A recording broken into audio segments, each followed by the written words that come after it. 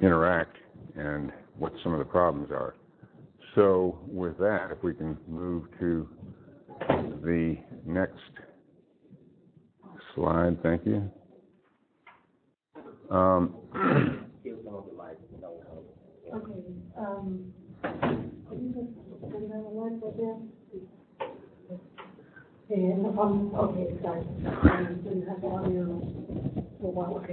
Some of the areas which give rise to concern are the presumed domains, that is, the common belief or the common perception of what science is, and obviously the common perception of what the area of study of near-death experience phenomena is, and what problems can arise from that. Ordinarily, we view science as being relegated to the objectively observable and measurable and replicable. We view non-science as being something which deals with, the paranormal or the spiritual and subjective experience. Well, that's interesting. However, there are some problems here. Next, with the categorization of science as being that which deals with the observable and the replicable and things which can be repeated in a laboratory setting, we find that science itself, when we look closely at it, is populated by individuals who are, on the one hand, exactly as described in the previous slide, that is, they limit themselves to what is observable and what can be tested, what can be repeated. But there are also those individuals who we can consider to be explorers. There are also those individuals who ask the what-if questions, who go beyond what's been replicated in a study so far. And so we're going to look at those today to see what role they play in the study of near-death experiences. The others, which I mentioned a moment ago, we can consider to be the technicians. And this is not in any way to denigrate them. It's just simply to say that they limit themselves to established principles and going by the book and being able to repeat things and so forth. But when we look at non-science, we find an interesting phenomenon, and that is that in the area of non-science, there are people who are also asking the what-if questions. Now, it turns out that obviously, if they're not in the scientific community, they may not have had the training that is considered appropriate for these kinds of ventures, but nonetheless, there are those people who are open thinkers. We can put those with the explorers in the scientific community. In other words, there is a matchup. And in the non-scientific community, we also find those individuals who may be trained to a certain degree, but they're also followers of a closed system. That is, they don't ask the what-if questions and explore beyond what's been told to them. The danger that is, I think, shaping up here is the danger of what has come to be known as scientism. And scientism is just what it sounds like. It's another one of those isms. That is, it's the foundation of a belief system. It's the foundation that if a scientist says something is so, then therefore it must be so, even if I don't know why it's so. It's simply because the scientist said it. On that level, it's little different, if it is at all, from any other religious system. But nonetheless, it's a common problem in the non-scientific community. You can go to the next slide, please. Okay, sorry. With the science explorers and with the open-minded, and that includes the non-scientific community, we find that there are tendencies toward what has been loosely described as a kind of a mystical orientation. Now, the term mysticism itself brings up some problems. That is, it brings up problems in the area of what people consider to be intangible, non-replicable, hardly understandable, just some kind of subjective experience that is as good as anyone else's subjective experience. Well, we're going to see that's not necessarily the case when we look at this more closely. Again, the science technicians and the closed system by the book practitioners don't have a problem in this area because they're sticking to what they can replicate or what they can, unfortunately, believe coming out of a book. Next, please. Science explorers and open-minded individuals pay attention to and accept validity in individual experiences, where science technicians and closed followers remove validity and place it somewhere else. So if you say, well, I had this experience, and you feel that you know you had this experience, that's all very nice as far as the individuals who are willing to accept the validity of your report. But what does it do for the individuals who are not willing to accept that validity? You find those, again, in the technician category of scientists, and you find those, again, in the rather closed-minded scientism community. That is, they're going to believe what's been put to them by the science technicians and discount your validity. In other words, if your report is not documented in scientific literature, then it's only your report. Here we get then, when we're talking about only your report, we get to the issue of what constitutes evidence. And this goes to the crux of the matter in looking at the potential interplay of science and areas such as the study of near-death experiences. When we look at the accepted concepts of scientific evidence, we see those terms observable, measurable, and replicable. All of us who've had science courses have seen those and had those drummed into our heads. But there's a problem here that's often unmentioned in scientific research. That problem is what we like to call the one-off problem. An example of a one-off problem in scientific research is, for example, as an anthropologist, I teach the theory of evolution, human evolution specifically. Now, there are people who like to challenge that theory with claims that it can't be proved, because after all, we don't necessarily see it happening, human evolution happening before our very eyes. Indeed, we do see examples of human evolution happening currently before our very eyes, but that's not really the topic of this particular presentation. What I'd like to point to here is the difficulty of satisfying those individuals who feel that evidence is only evidence if it can be done over again, if it can be marched into a laboratory and set up in an experiment and done again. We can't march human evolution into a laboratory, set it up as an experiment, and do it over again. It's a one-off problem.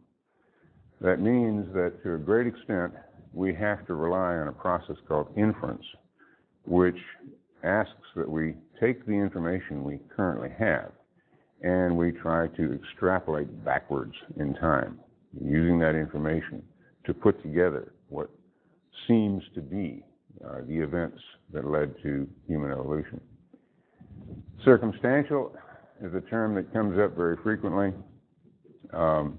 And interestingly enough, it does have a direct bearing on what we're talking about today, this concept of circumstantial evidence. Some of you may be thinking about a career in law or law enforcement or something in the legal field. You may be interested in knowing, or you may already know, that that term circumstantial, although it's widely tossed around by popular audiences, that term circumstantial is actually a very, very specific term in legalese. If we look at legal definitions of evidence, what we find is that there are only two forms of evidence that are not circumstantial. One form of evidence is only the perpetrator would know. Another form of evidence, the other form of evidence, is multiple unimpeachable witnesses. As an example of this, I would say that anytime there is a spectacular homicide that occurs, some famous figure or something like this, police departments are well aware that they're going to have to devote a certain number of their personnel to front desk duty to interview all the crazies who line up outside the police station waiting to confess to the crime. As an interviewer, as you're listening to one person after another, as an interviewer, you listen to their stories, you document their stories, you thank them very much, and you send them on their way. Unless There's that individual who comes in, presents his story about how he committed the crime, and in the process of presenting the story, gives you information about the crime that only the perpetrator of the crime would have known. In other words, it wasn't out in the press or on the television and so forth. That's the individual you want to zero in on. Okay, that's not circumstantial evidence in that case. The other issue of multiple unimpeachable witnesses, we can look at an example of that in the legal documentation, and examine the case of the assassination of John Kennedy. As many of you know, much of that assassination, much of that whole process, the assassination and all the follow-up and so forth, was broadcast live on television. Now, this is back in the days when much of this stuff came out live. There wasn't videotape and so forth being used. I recall this specifically because I happened to be one of the people who was watching television that day. I was home on leave from the military. And when that assassination took place, Walter Cronkite came out with his statement and so forth that we've seen so many times in the media since. But something else happened. When the Dallas Police Department thought that they had captured the individual that they decided had done the crime, they trotted this individual out for the television cameras, and Lee Harvey Oswald. And this is on live television. There are people across the country and who knows where else watching this news conference as they bring out Lee Harvey Oswald. And then right in front of all the cameras, you see an individual step forward out of the crowd and point a revolver at Lee Harvey Oswald, pull the trigger, shooting and killing Lee Harvey Oswald. Now, the multiple unimpeachable witnesses factor comes in by virtue of the fact that there were so many thousands, and perhaps it may be a stretch, but perhaps millions, who saw that event in real time. Okay? Those two conditions are the only conditions in legalese that are not considered to be circumstantial evidence. Now, people say, well, what about a rape case in which the purported victim is bruised and beaten and has the DNA of the purported rapist on or in her? The facts are the facts. The bruises, the cuts, whatever, the damage, the physical impact, all that's there. The DNA is there. So the prosecuting attorney will point to this evidence and say, this constitutes evidence that a rape took place. A defense attorney is not going to try to discount the evidence. A defense attorney is not going to pretend the bruises aren't there. A defense attorney is not going to try to pretend the DNA is not there. A defense attorney is going to look at that evidence and he's going to say to the jury, what you have here are circumstances which tell us that consensual rough sex took place, not a rape. Now, there are only two people in that process, that rape trial. There are only two people who actually know what happened. Everyone else, the prosecutor, the defense, the jury, the observers, and so on, are simply observing the circumstances surrounding the case and listening to the interpretation of those circumstances from the prosecutor and the interpretation from the defense attorney, and making up their minds as to who told the best story. Okay? Next. So when we look at near-death experiences and particularly subjective reports, one of the criteria, in fact, one of the main criteria that we need to use in determining if there's any validity to this subjective experience is what we call veridical evidence. And veridical evidence is evidence which could not have been obtained in any other way. Okay? So, in looking further at the cases, as we'll do in a few minutes, we're going to see that there are multitudes of examples of veridical evidence being provided by people who report near-death experiences or experiences associated with the dying process. This brings us to, since we've been considering evidence, it brings us to how we think. And here again, this is not a judgmental kind of statement. It's simply putting out these forms of thinking to try to determine which, in fact, are we using whenever we're considering evidence, whenever we're considering circumstances. Rational thinking is that which is accountable at any point and is externally verifiable. So we call those facts. So the apple falls, an example of rational thinking. The apple falls. Non-rational thinking, which, again, is not a judgmental kind of statement. It's simply saying it's a different form of thinking. Non-rational thinking rests upon an unverifiable initial premise. In this same case, the apple falls, but God made the apple. God made the apple fall, perhaps. Carry it further. That's an unverifiable initial premise, because you can't do anything with the statement, God made the apple and God made the apple fall. You can't verify it, you can't negate it. Irrational thinking is simply disordered and unaccountable. It's talking about apples and watermelons and bananas and pickup trucks. You can't make any sense out of that at all, okay? So, in looking at these experiences that we see laid out here, one of the things that should jump out at us is that when we're talking about death-associated phenomena, first of all, there's a lot more to the field than simply the so-called NDE, or near-death experience. If we look at the field as a whole, what we find is that there are, in fact, several, beginning with out-of-body experience, and these aren't in any particular order. These are just laying them out there for us to consider. Out-of-body experience, sympathetic death experience, pre-death experience, after-death communication, near-death experience, spiritually transformative experience. Most of the media reports, most of the literature, even in the scientific community, has tended to emphasize and tended to place its great interest in near-death experience, NDEs, the reports of people who claim that they died during a surgical procedure or something of this nature, or perhaps during a car accident, and they went into some other realm of experience and came back with information.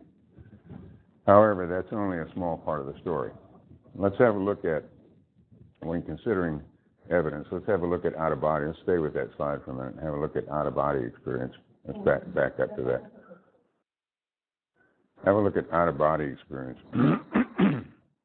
The out-of-body experience, which has been popularized in literature now for several decades, the out-of-body experience is a phenomenon that is associated with near-death episodes, with traumatic episodes of one kind or another, but is not exclusive to near-death. The out-of-body experience is a phenomenon that is reported by people who engage in certain forms of meditation, certain forms of relaxation. It doesn't imply that a person has died, but in reconsidering the experiences that we may have read about or may even have had, we need to apply those standards of evidence. In other words, has the person who claims to have had an out-of-body experience come back from that experience with information that could only have been gotten through the experience, okay? So if a person says, well, I had an out-of-body experience and I went into the next room and I saw so-and-so sleeping in the next room, we have to examine, has that person ever been in the next room?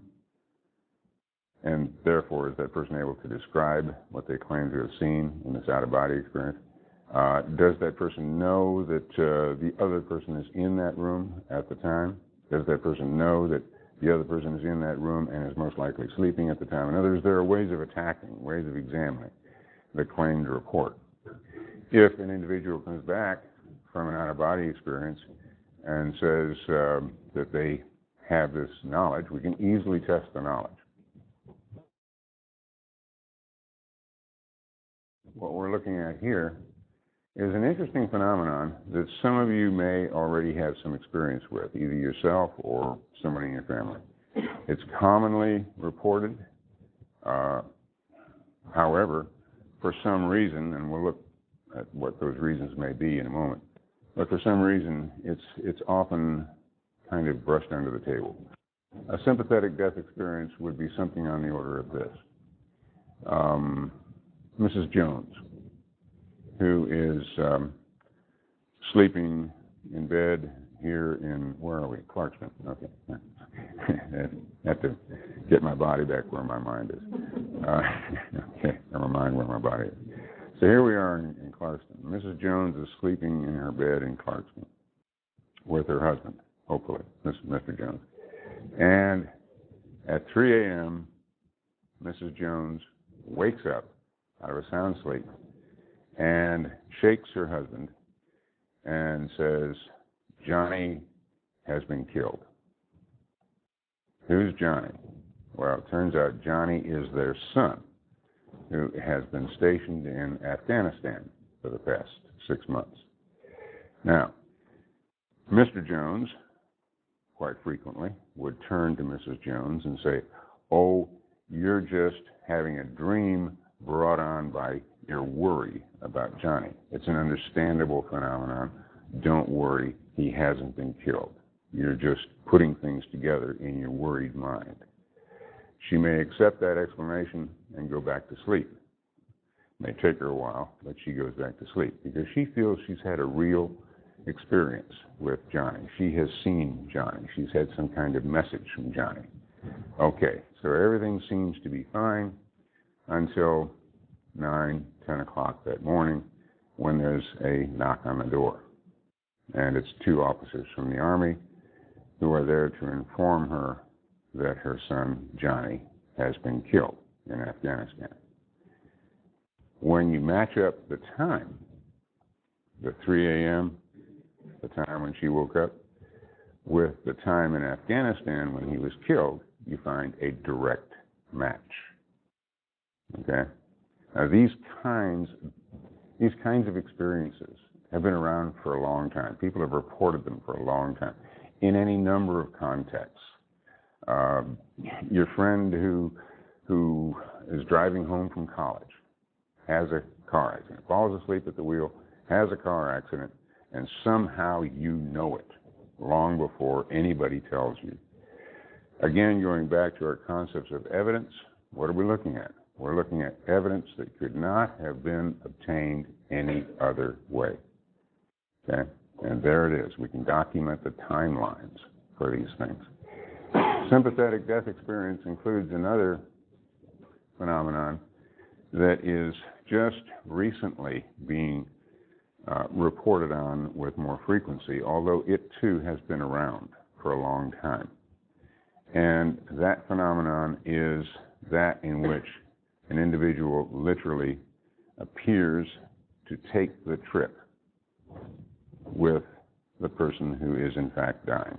In other words, if you two are very, very close to each other and your friend is in distress and is in fact in the process of dying, when that death occurs, you, although you may not be in the same room, you may not be right with her to witness the fact that she is in fact dying, you find yourself going into this experience which you come back from with the description that, oh, I went out of my body, I went into this void, I sensed that someone was with me, I realized it was her, and I also realized it was not my time to go any further, and so I came back. But she did not. And then you find at a later point in the day that in fact she has died. And the timing of your experience correlates with her expiration. Okay? So we've seen many, many instances of this, and I'll give you some references if you want to pursue some of these yourself. Pre-death experience is another challenging event that asks us, once again, to examine the concepts of evidence, to examine our forms of thought.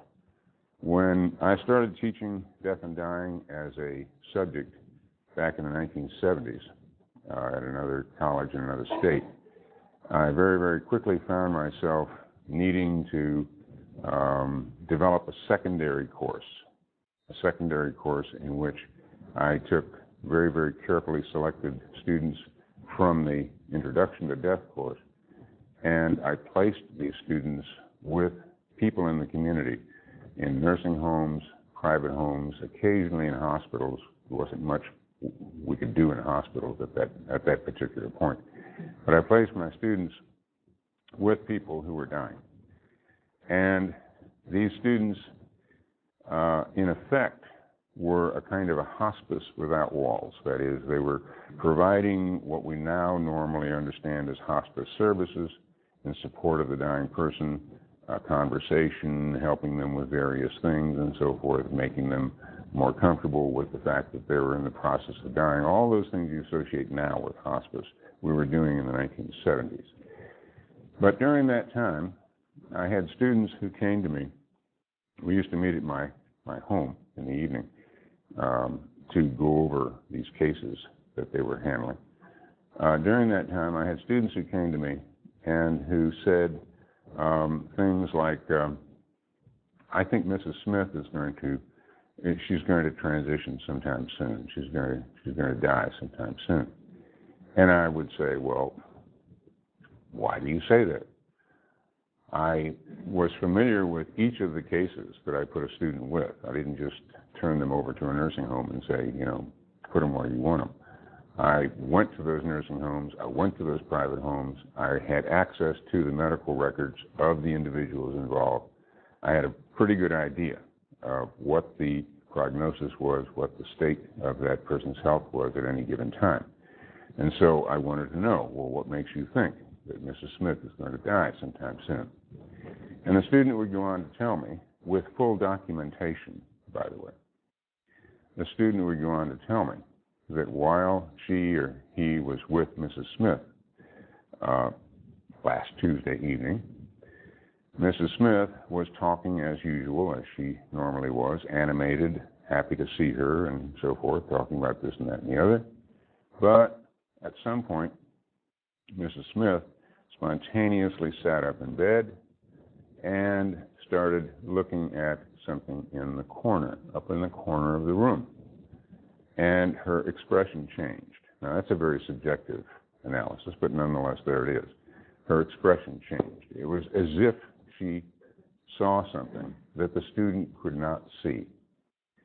She began talking to whatever or whomever she apparently saw and said such things as, "Oh, Henry, what are you doing here? I'm so glad to see you, Henry." And she was very animated and happy looking and so forth, talking to Henry, who my student could not see up in the corner of the room. If it were just left at that, we could write that off very easily. That we could say, wish fulfillment and all that kind of stuff that you normally hear from the critics. But something else happened. While she was talking with Henry, she said, "Bill, what are you doing here? Bill, so glad to see you, but what are you doing here?" Well, who's Bill? We know that Henry was her predeceased husband. And so it's easy to write that off, once again, it's easy to write that off as wish fulfillment, that she needed to have this experience, and so she gave it to herself. But what about Bill? Who's Bill? Turns out that Mrs. Smith, who's been in this nursing home for the past year or so, is typical of many patients in nursing homes. The family has taken the attitude that if they visit at all, which is usually pretty infrequent, but if they visit at all, they try to keep the visit very, very pleasant and not disruptive in any way. So they don't tell the patient, in this case Mrs. Smith, about events that they think could possibly trouble her. In this case, they didn't tell her that her brother Bill had died. You see where I'm going with this? Here is, again, information which could not have been obtained from any other source. It's right there in front of her. And all the student can do, of course, is observe her and note that she is reporting these things and so forth and so on, but nonetheless, she's making a report that indeed, with a little follow-up, we find out to be true, that the family did not tell her that her brother Bill had died last month. She found it out by seeing Bill with her predeceased husband, Henry. We have multitudes of these events. I collected quite a few from students over a period of several years that were experiences of that kind. The after-death communication can be lumped in with what we spoke about earlier with sympathetic death experience. That is, somebody dies and comes to you to make a report, to give you the information that they have in fact died. So that would be one aspect of after-death communication. But after-death communication can also occur, and most commonly occurs, in situations in which the deceased's relatives or loved ones, or even people that they knew at work, report that they are having experiences which are suggestive that that person who has died has somehow made contact with them, or somehow made it clear that they are in the environment with them in some form. So it may be that a particular person favored a very unusual perfume, or a very unusual aftershave, or smoked a particular kind of pipe tobacco. The sensation may be olfactory, smelling this characteristic odor. It may be auditory, hearing a voice, hearing some kind of sound. It may be visual. It may come in any number of forms. But the challenge is for us to say, well, okay, how can we prove this? How can we put this before our standards of evidence and say that indeed this deceased individual has come back to, as the reports often go, to assure the loved ones that, hey, I'm okay now, everything's fine, don't worry about me, I'm doing well, and all that kind of thing. I'm out of pain, or whatever it happens to be. This does present, sorry? Okay. Can that appearance be in the form of another life form? I'm sorry, can what? Can that appearance Can be in the form of another life form? Another life form. That's a tough one to interpret. Your question, the question is, can that appearance, can that manifestation be in the form of another life form? Now, such as a bird. In many cultures, we do see a cultural standard that is something that we can identify as probably belonging to a particular culture, that says, oh, if the relatives see an owl or something within a given time after a death, that is a sending or a manifestation. Here again, if we apply the standards of evidence, we have to ask ourselves, well, how often throughout a given period of time do people routinely see owls anyway? Okay, so there's a problem there. We have to ask ourselves, is the manifestation culture bound? That is it that a person sees only what they expect to see? Could you be surprised by it being something else? If your culture says that within 5 days after a death, typically the deceased loved ones will see an owl. What happens if the deceased loved ones see a dog? Do they just not even register that? Or do they say, whoa, he chose to come back as a dog? There are issues with that. So the answer to your question is, culturally, yes, it can and often does manifest as another life form. But the problem of examining that to see what we can make of it in terms of evidence becomes very, very difficult, because there are cultural expectations and there are cultural interpretations of what happens. Any other questions of thought? Okay. Yeah. The after-death communication can take many, many forms. It can take the form of an olfactory sense, that is, you smell a person's perfume, you smell a grandfather's particular pipe tobacco that they favored. It can be visual. You see a spirit. You may see them with such clarity that you think they're actually there. Now, here again, the critics can attack that and say part of that is your mental construct that you're making of that person, and the rest is the mind's tendency to fill in the blanks.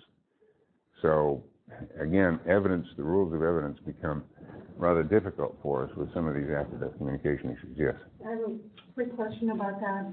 Is there a time span? I mean, how long after the death of the person that is communicating with you? I mean, would it have to be immediate, or can it be after a year or several years, a decade? Ordinarily, that's a very good question. Ordinarily, and this calls into question the issue of cultural expectation. Ordinarily, we see that kind of thing within roughly a year. Usually it's fairly immediate, that is, within a day, within a few days, within a few weeks. But it can be up to a year that it's not at all uncommon. Beyond a year, then we're looking at something which is usually associated with some kind of potential trauma in a person's life. Someone driving down the road in full control of their car, yet not aware that someone else is not in control of their 16-wheeler coming from another direction, and there's a warning: slow down, even on a clear road with no problem in sight. Slow down, pull over, come to a stop, something. The individual acts on that felt warning, not really understanding why, just acting on the felt warning, and then whiz, there goes that 16-wheeler. Now, how do we interpret that? We interpret that as someone calling from beyond. Okay. So the near-death experience is the one that gets the most press, and unfortunately, because actually we're looking at a really, when we consider all these other phenomena, we're looking at a very narrow range of events. The near-death experience has also, unfortunately, given rise to a certain mythology. And that mythology is that it has to occur in a set pattern, and certain events have to occur. Typically, we hear that the set pattern includes such things as a sense of leaving the body, a sense of entering a tunnel, going through this tunnel with rapid movement and very often with sound, a kind of a wind noise. And at the end of this tunnel, this confining tunnel, there is the famous light. And then coming out into the light, feeling that the light is somehow personified in a way and is generating feelings of love and so forth for us. And then becoming aware of other entities, predeceased relatives, friends, and so on, with whom we have a communication, and these predeceased relatives, or perhaps the light itself, make it clear to us that this is not our time, we have unfinished business, we need to go back, and so Zoom, we go back and find ourselves on the operating table or wherever it happens to be. Now, that may sound familiar to you. You've probably seen this played out in movies and read about it in books and so forth. It's a very common formula. Unfortunately, it doesn't hold up. Not everyone goes through each of these stages. And once again, there are cultural differences as to what you're going to experience, which brings into question, once again, evidential issues. The cultural experiences are something we'll discuss in a moment, but in the last category there, spiritually transformative experience. Spiritually transformative experience refers to those experiences that most of us have had at one time or another when we're simply meditating, when we're simply relaxing between classes, staring at the nice sunset and so forth, when we've allowed our minds to loosen up from our daily vigilance of our everyday surroundings. Those spiritually transforming experiences may yield a sense of oneness with the universe, all kinds of peaceful feelings and so forth, kind of thing that people tend to look for when they meditate.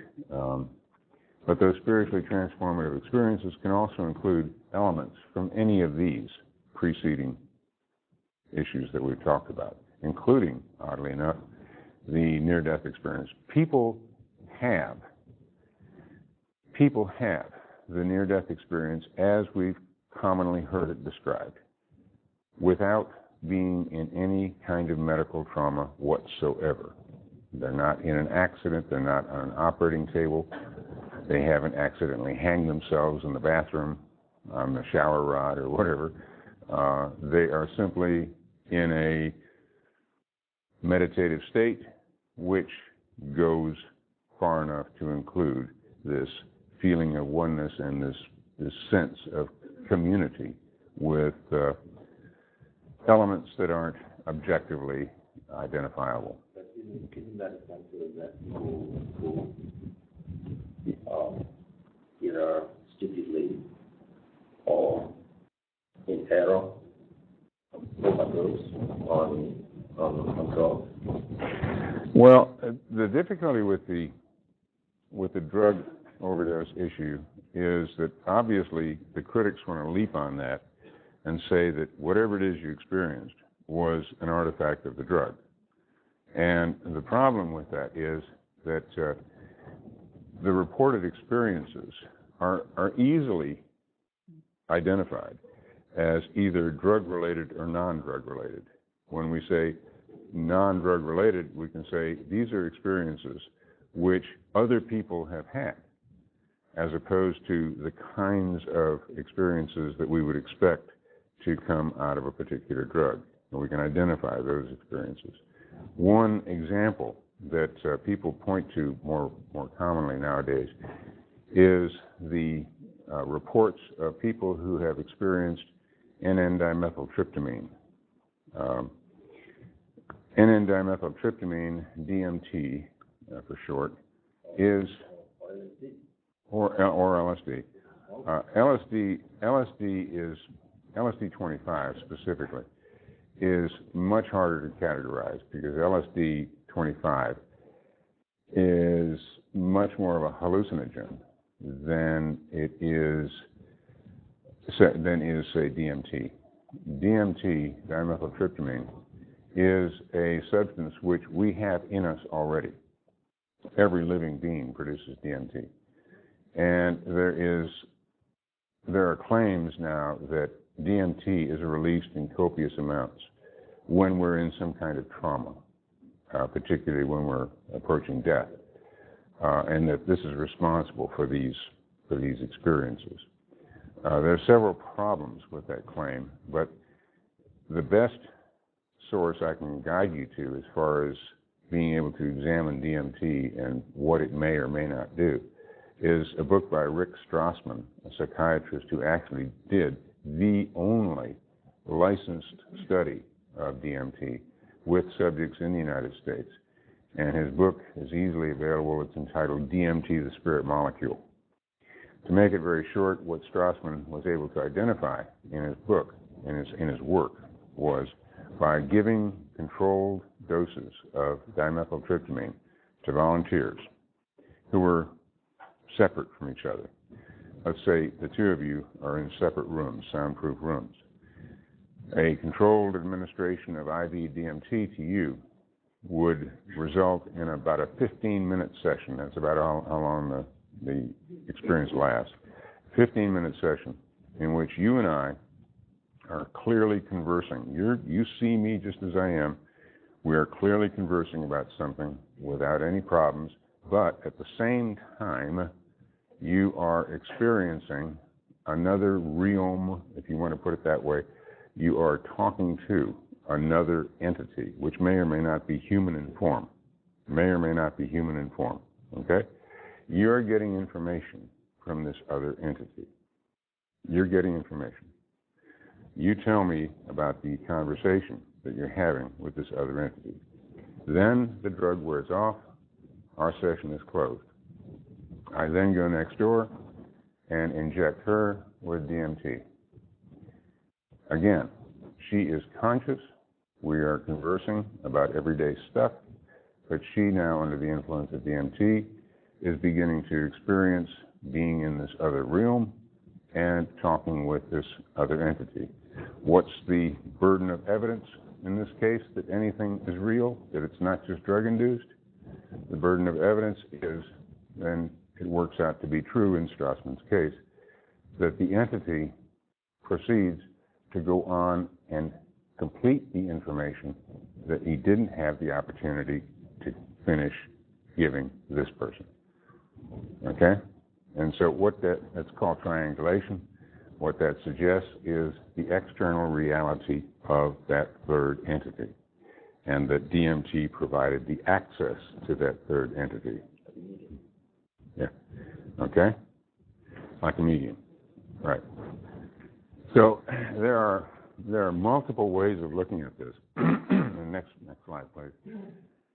One of the issues that comes up and has a direct bearing on concerns about NDEs and so forth is the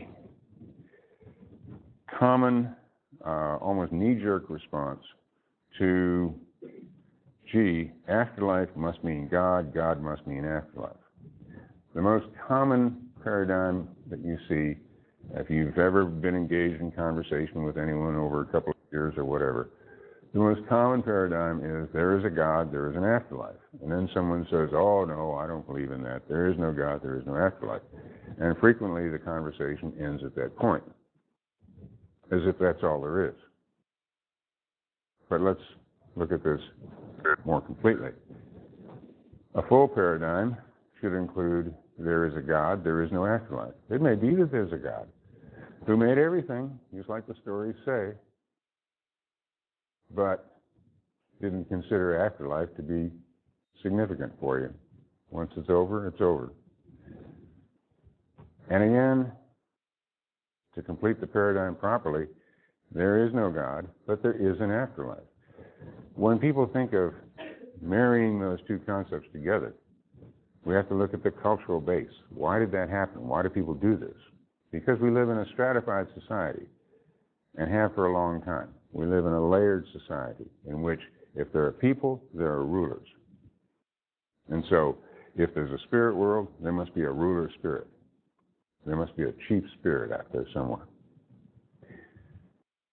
No necessity for that whatsoever. Not logically, there isn't. Okay, next, please.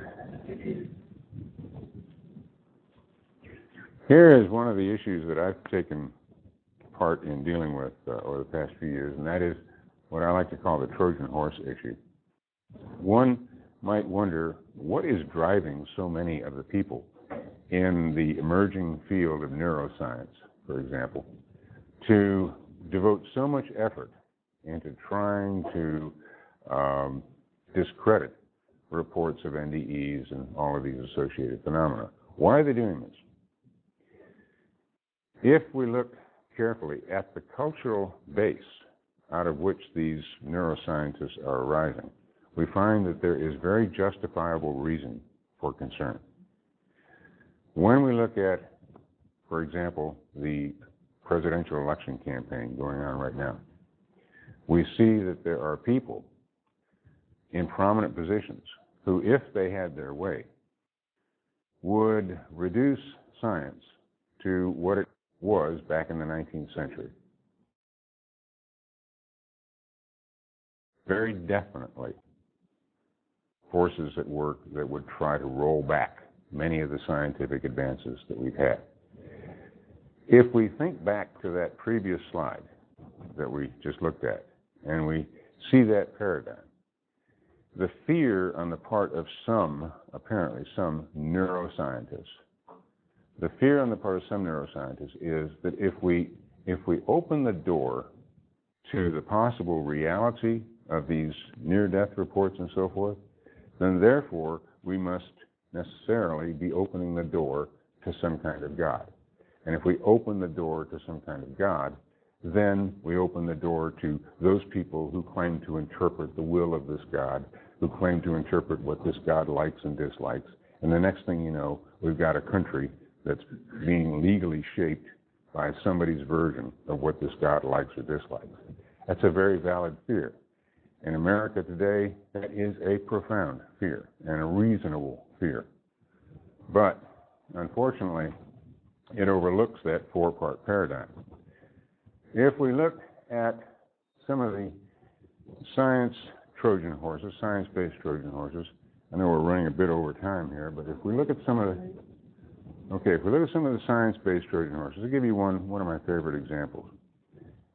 There is a study which, to my knowledge, is still going on. I was critical of this study and made my opinions known when it first came out, when it was first proposed and developed.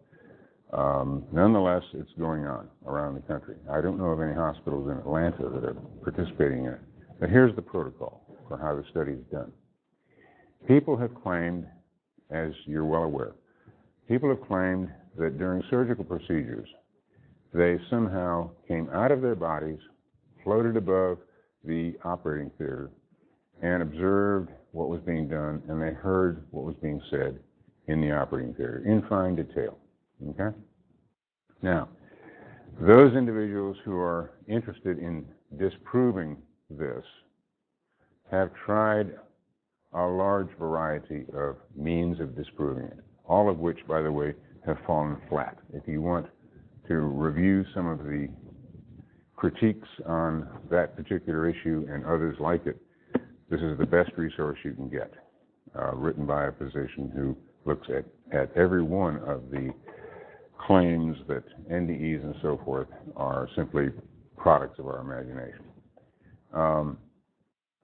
The neuroscientists who developed this protocol I'm referring to came up with the idea that, well, if people float around outside of their bodies during surgical procedures, then I should be able to put somewhere in the surgical theater, I should be able to put a laptop, an open laptop, with a code word on screen, and put this back up over a file cabinet or something that you can't see from the table, okay? Now, go ahead and operate on the patient as planned, and wait for the patient afterwards, wait for the patient to make their report. If they claim they went out of their body and they saw what nurse so-and-so did, and they saw Dr. Jones drop the scalpel and wipe it off on his gown and keep on cutting, you know, if they saw all this stuff that they claim to have seen, according to the people who have devised this so-called scientific study, those patients should also be able to tell you what the magic word was up on that computer screen. Problem with that, an obvious problem with that. First of all, it's discounting the accuracy of everything that the patient reports. And you have to ask yourself, when a patient is under total anesthesia, as is well explained in this book, when a patient is under total anesthesia, they're not going to be able to see or hear anything that goes on in the operating theater. In some surgical procedures, the eyelids are taped shut, by the way. So they're not going to see anything, code word or no code word. Nonetheless, they come back with accurate reports of everything that went on and who did what and when they did it and how they did it and all this kind of stuff with no medical knowledge whatsoever. But getting back to that laptop up on the cabinet, I'll give you a parallel scenario to see how logical this protocol is. I'm frequently at home alone. My wife travels a lot, so I do my own cooking. And right off from my kitchen, there is a door that goes out to the back deck and so on. So let's say that I'm cooking something in the oven behind me, and I've set the oven timer on.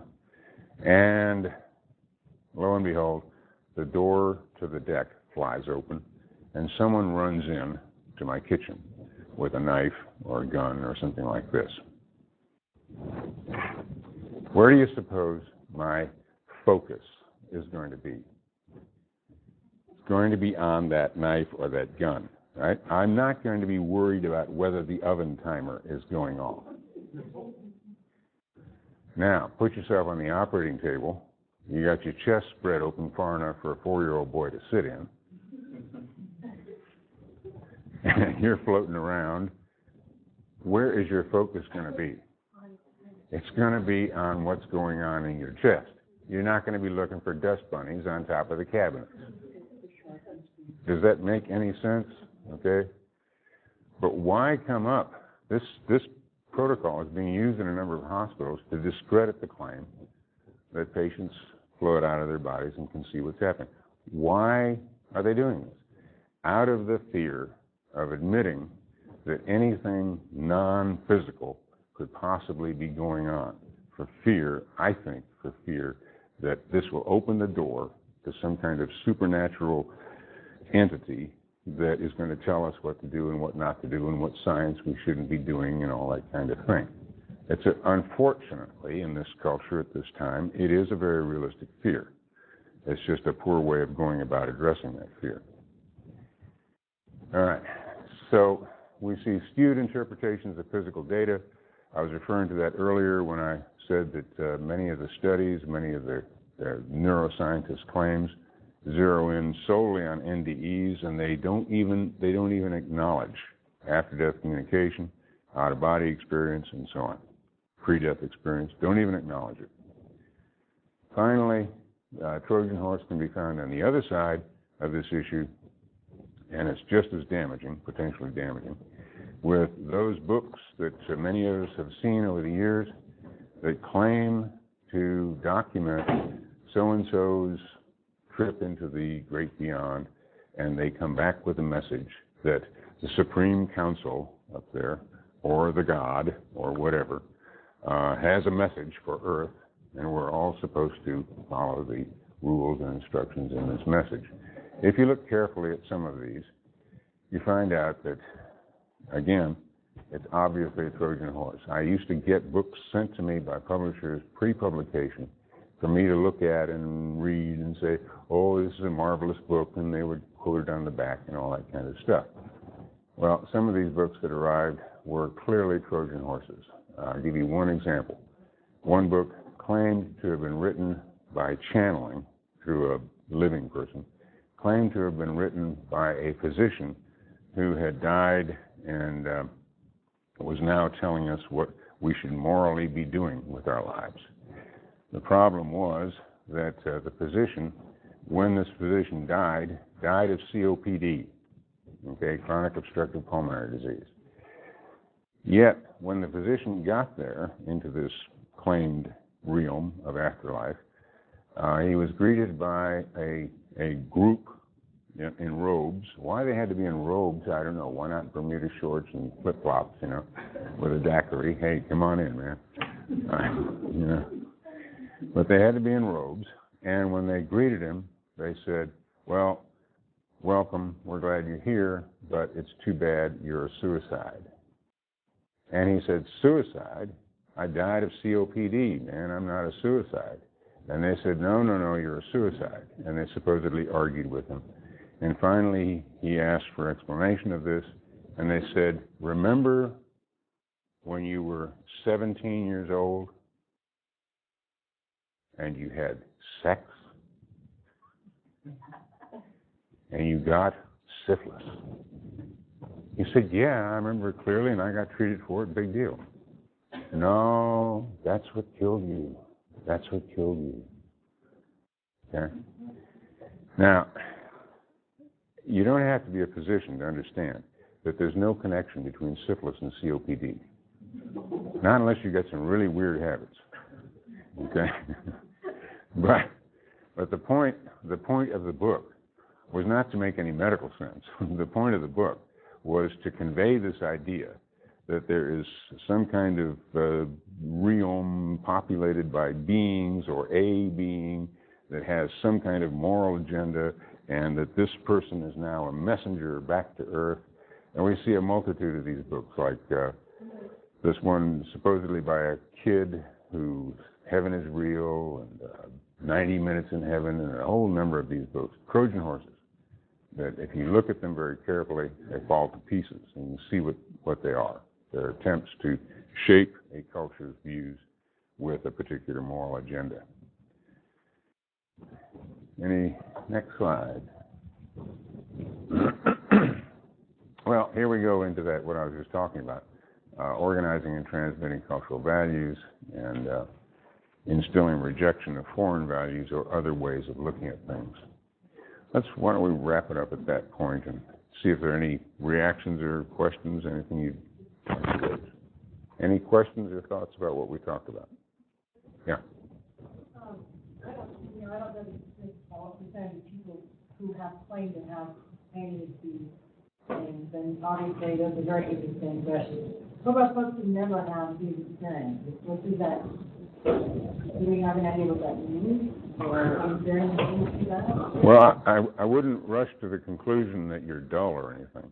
I would love to, Sure. talk to my folks, Absolutely. I have never gone to contact me, so. Absolutely. Does that mean anything necessarily? No. Not that we know of. No, not that we know of. There are individuals that I have looked at, I have examined carefully since 1964. I've been involved with this for quite a few years. There are individuals who claim to have the ability to open that communication for you, as you mentioned the term earlier, medium. And let me give you an example of what I mean. If I can use this.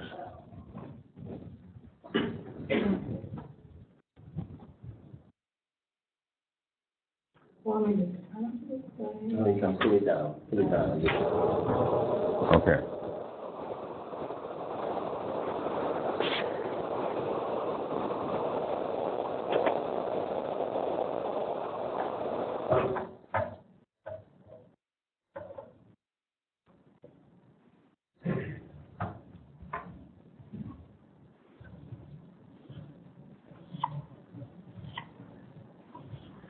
Many people say that there are no controlled studies, of mediums. That is not the case. There are many controlled studies of mediums. I did one in 1977, 78, somewhere in there, in which I had a medium, a woman who claimed to have these capabilities, claimed to have the ability to open a channel of communication between you and the deceased loved one and so forth. And we sat in a soundproofed room out of sight of everyone except engineers who could look at some of the electronic equipment through a window we had on one side. We had a phone bank set up in front of us, and that phone bank, all it had was a series of phones with several buttons per each phone, and I had no idea, anytime a button on a phone lit up, I had no idea where that line was coming in from. We had individuals at 5 locations, and I did not know the locations. We had numerous individuals coming to the phone station and researchers who questioned the individuals after they had their experience. These individuals, let's say this individual at this station here, comes to the phone in a location somewhere in this town, picks up the phone, dials the number that has been given. That number will ring on one of these phones here. I sat here and saw the light, not that light, but I saw the light turn on the phone. I punched that button, and this voice comes through. All this medium asked for was one thing. What's your first name? That's all. And having been given, and we had no way of knowing if that first name was really the person's first name. These people who were volunteers were told to use their actual first name, not to try to pull something off, okay? So we went ahead and thought, well, they probably are being truthful. Nonetheless, first name was given, and that was all that this person said. Then the medium went on to say, oh, well, you're so-and-so, your aunt is here, and she is telling me that thus and so and thus and that and so and thus and so. In other words, delivering a message from the aunt to this person on this phone. This was on a speakerphone, so I could hear the interaction. Not that there was any after she said her name, or he said his name. And each person, of which there were approximately 20 per site, we did this for a total period of 60 hours, 32-hour sessions. Each person, once they got their message delivered to them, was then interviewed by a researcher for the validity of the message, looking at those issues of evidence that we talked about. If there's something new that you gained from this, is there something that only you knew about, that your aunt's talking about some accident you had or something you did that nobody else knows about? Is there something that we can point to using that standard of evidence that only you would know about and can verify? We found over the 60 hours, we found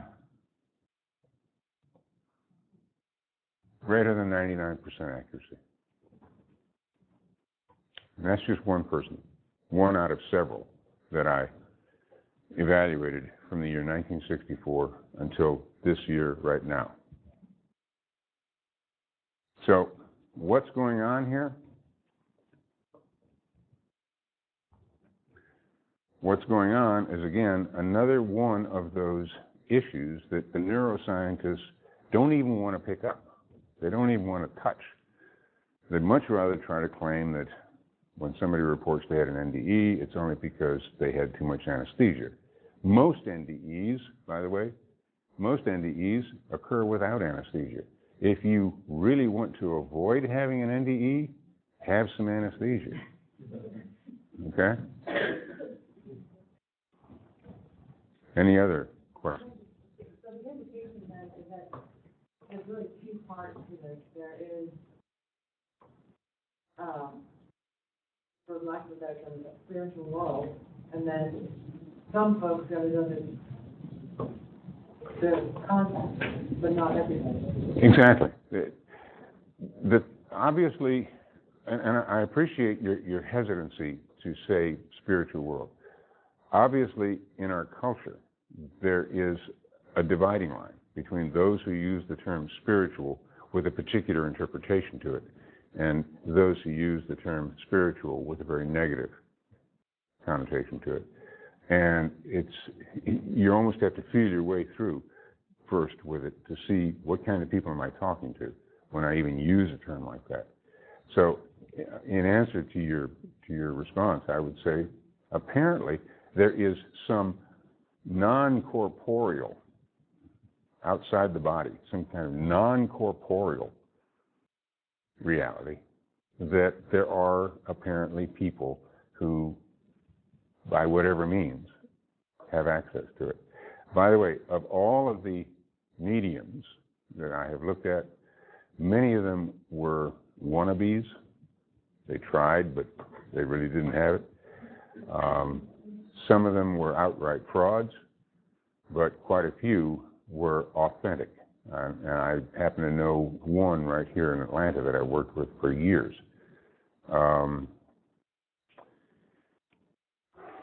It's an interesting phenomenon. Yeah. Of all the things that you've learned in some of the work that you do, have you had any effect on your faith, one way or the other? The question is, in the experiences that I've had over the years in various aspects of this, has this affected my faith in any way? My answer to that is hopefully not going to be taken as being rude. My answer to that is that I personally don't deal with faith. That's just not part of my makeup. I don't believe things. Okay. That's how you were before you started your studies. To my knowledge, that's how I am now, too. Right. No. In fact, I've had some of these experiences myself, and people have asked me, did the same kind of question, did it affect me in some way? And no, it didn't. I wasn't surprised. Because what I've observed is that most scientists, many of them, especially those who are very successful, talking about people who practice science to the level of women in Nobel Prize. A couple of weeks ago, we had one of them on campus, on the third campus, Hadikuto, who shared the Nobel Prize in chemistry in 1996 with Coyle and Smalley from Rice University.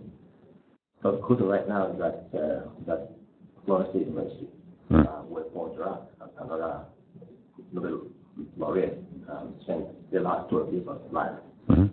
One of the things that Dr. Kuti told us was that he's not a believer in God. In fact, he said that he's an atheist. He said he is an atheist? And he also told us that 90% of men who won Nobel Prize for chemistry are atheists. Even though he himself grew up as an altar boy in Africa, or in an church. So that's why I asked you. I don't personally. I don't see. I understand people when they say they believe something, but it doesn't ring with me. I didn't have time. I would have loved to actually talk to Dr. Koto about the transition. At what point in his life did he transition from being a believer to being a non-believer? Because I know from history that somebody like Isaac Newton had some belief in the Absolutely. There was another question? Yeah. You had your hand up, bro? Oh, yeah. Well, I don't know if I have experienced a lot of what you're saying. I see them all the time, go I see them all the time. And I do my own studies, But now I read about it, and I found out that you couldn't find out nothing is done. And another thing is like you just don't see it. There's multiple things that happen, you feel it, you can sense it. Okay. You can feel the energy from them and stuff like that. And different stuff, so And I'm very glad that you spoke out, because one of the cultural influences of this culture which really stands at odds with the current political climate. One of the cultural influences in this culture is that, everything's got to be rational and everything's got to be provable and so forth. Everything's got to be empirical. Everything's got to be scientific. Everything's got to be modern. And so when people like you speak out, if you're not careful, you may have had the experience of people saying, well, you're crazy, or you were dreaming, or what have you been smoking, that kind of thing. And yet here we are in a culture that it has kind of a split personality along these lines. You've got to be kind of careful who you talk to. But most people, at least in the experience that I've had with this field, which has been now for several years, most people are very, very reluctant to come out and say they've had these experiences. For quite a few years, I facilitated a discussion group for people who had these experiences and who found themselves ostracized from their families, losing their jobs, losing their social contacts, no one to talk to, because either people overtly said they were crazy, or people shunned them, or people tried to push them into a church, or something. Yeah. So people wanted to have some place to come to talk with other people like themselves. And there are lots of people out there that it's just not likely that they're going to initiate the conversation unless someone like you speaks up. Good, thank you. Yeah. I just wanted to get to the 60 hours of the experiment. You said 99% could not identify the other. No, I'm sorry. This was 99% accuracy, more than 99, more than. Right. The medium could relate to those people? Absolutely. With over 99% accuracy. This was one woman, same woman with several people coming in at various sites. And we had no idea who the people were or even where the sites were. All we knew was the phones are lighting up. And I have a woman locally who can do, I think, pretty much on the same scale. And I've tested her, I've examined her in her process for over 15 years. Do the medium ever figure out something that's going to happen to them and try to avoid it? Here I go with can you avoid your face and all? I don't know of one who's won the lottery. Okay. Yeah. I'm sorry. Yeah. I just have a question. Have you had any experiences where people's experiences have not been very good? Oh, sure. And it's better discussed in this book than I could give you, but I have had contact with a couple of people who have reported that their experience was not as pleasant as other people described. Now, this isn't to say that they came back with conspicuous pitchfork marks in their butt or something, or any burn marks on them or anything. But yeah, there have been those individuals, but that is a tiny percentage of the people. Yeah. Have any of these mediums that we've been thank God that were correct in their interpretations, have they produced them something basically and the head to see really parts of the brain is more developed than perhaps normal people, which would see a chance to communicate with that other realm? There have been mediums who have subjected themselves, and the woman I work with here in Atlanta has done this, to fMRIs, functional magnetic resonance imaging. So you can see what's going on in the brain at the time. Okay, it's not a static picture. Again, that's discussed in this reference here. But here are another couple of sources for those of you who are interested.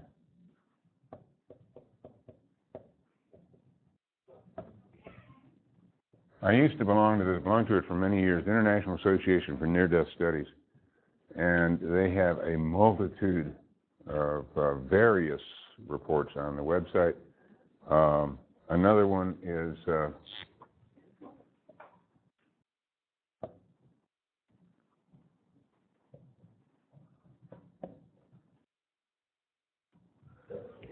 You are the board, Untitled we wrote the title of the study book you mentioned, the split molecule book. Oh.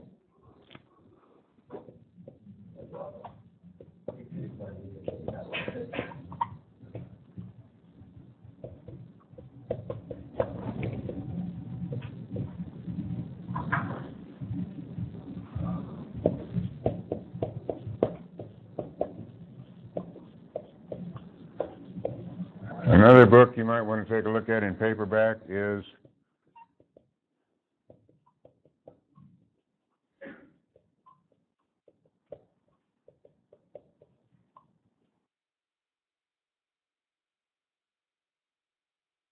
The Afterlife Experiments by Schwartz.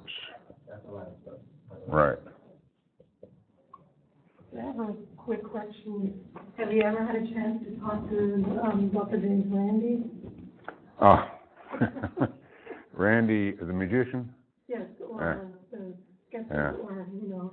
No, but I have worked closely with Elizabeth Kubler-Ross and Raymond Moody. And Raymond Moody, you may know, is the author, he's the guy who really started this interest in NDEs back in the 1970s with his book Life After Life, which has been through numerous reprints. He and I worked together in the 1970s when Kubler-Ross asked me to come and work with her up in Montreal, Canada. Kubler-Ross was the grandmother of the death and dying movement in the United States at the time. She's since died herself. Any other? Yeah. Do you know, Dr. Stockman said when the manifestation that they posed experience, did they describe what it was? Was it that it looked the same, the same entity, or did they say what the thing looked like, or what it was? The descriptions matched up pretty well. It would be hard for me to recount those descriptions to you very easily here. I suggest, if you have an interest in it, to read the book. Yeah. Do you think of some sort of energy that all these thoughts are passed through that we're just not aware of? Well, in answer to that question, I would direct you to a field of inquiry which has been gaining ground now for quite a few years. Those of you who are familiar with physics know that there is a significant overlap between physics and everything that we've been talking about here. Now, I'm not talking about Newtonian physics, clockwork universe kind of thing. I'm talking about quantum entanglement. Quantum entanglement. If you read anything by this particular author, who I highly recommend, read anything having to do with quantum entanglement. Dean Radin. And the answers to your questions will be there. It's amazing stuff. As far as we don't, and these ideas have not just percolated out of the ether in recent years. These ideas are central to Buddhism. Okay, central to Buddhism, and have been from the start. That was the argument that